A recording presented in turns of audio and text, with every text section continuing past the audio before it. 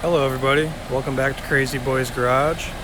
Today we are changing oil in this 2011 Jeep Compass Latitude. Without further ado, let's get it loaded on some ramps and do a quick and easy oil change.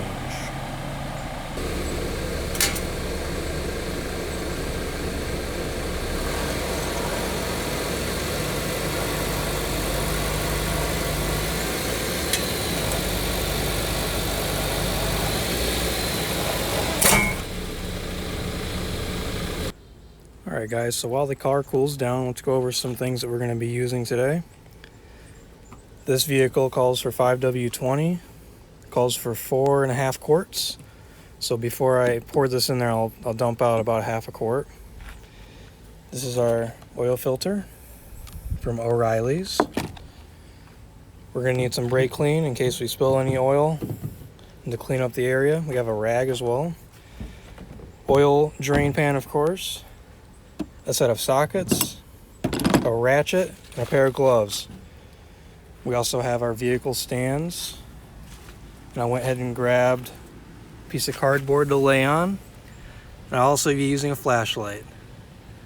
That water over there is from the air conditioning. It's not leaking anything, so I gotta watch out for that as well. But I'm gonna let this car cool down for 20-ish minutes, and we'll go ahead and change the oil.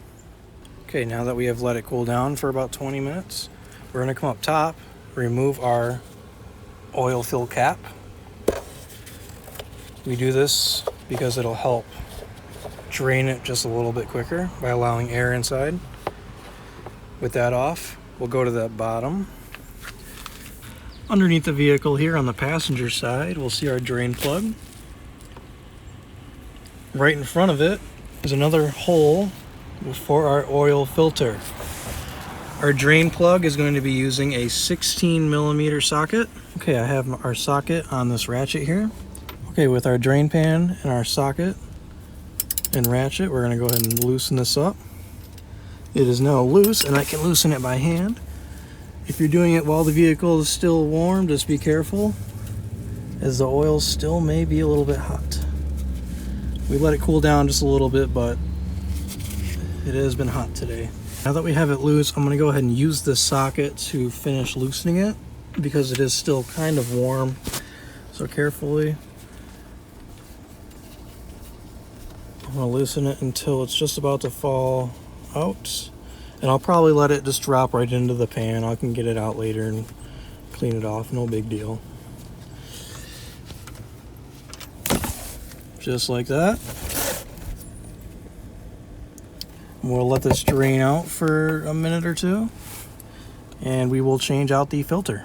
Okay, while this is still dripping down just a little bit, I went ahead and moved the pan up just enough to where we can get this off while it's finishing draining up back there. So I'm going to reach my hand up in here, and it should not be tight to where you can't get it off. If it is, then we'll have to use a special tool. Okay, our oil filter is now loose, so I can undo it by hand. Oil will start to drip down, so just make sure you have your pan ready to go. Try not to spill too much on yourself, but there's usually nothing you can do about it.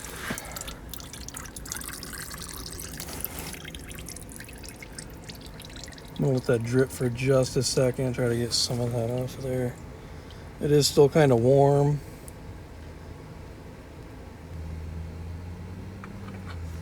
Okay, with this off, dump it right there, let it drain out, and then we will pull it out and put the new one in. All right, with our old oil out of the way, we can go ahead and put in our new filter. What I usually do is get a little bit of the old oil on my finger, and you can rub it around this gasket right here. That'll help it from seizing on there the next time you change the oil. So with that, go back under. Check and make sure the old gasket from the other filter is not on there. This one is not, so we're just going to go ahead and screw it on. Find the threads. There we go. Some people pre-fill their filters with oil. I do not. so this makes a mess. So you're just going to put it on there hand tight, just like that. I already put our drain plug back in, but I'm going to go ahead and take some brake cleaner and spray around the area just to clean it up a little bit. Same over here. And that should be good. Now we can put some new oil in it. Alright, so back up at the top, I went ahead and grabbed a funnel. We have our oil. I took about a half quart out since this car calls for 4.5 quarts. This is a 5-quart container. We'll just begin to pour it very slowly, as to not spill.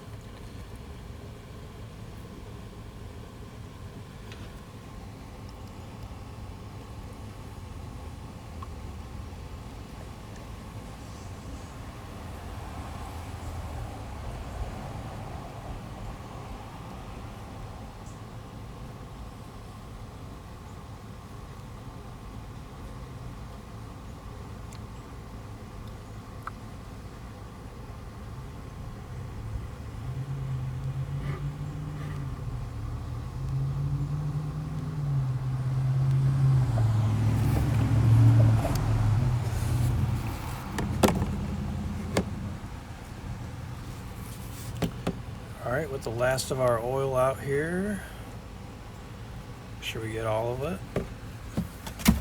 We'll peek down at the bottom, look for any visible leaks while we have the car already off the ground.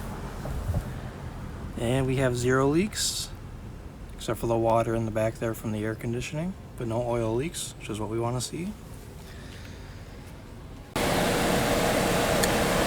Alright everybody, I've left the car running for a few minutes now. Don't see any leaks, minus the water of course.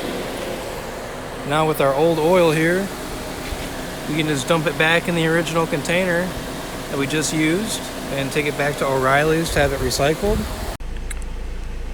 Okay everybody, inside the vehicle, to reset the oil warning, if it has popped up, make sure the vehicle is off. We'll turn our key to the on position. Do not start the vehicle. Then you will press the gas pedal 3 times. Turn it off. And now start the vehicle. And our oil warning should be gone.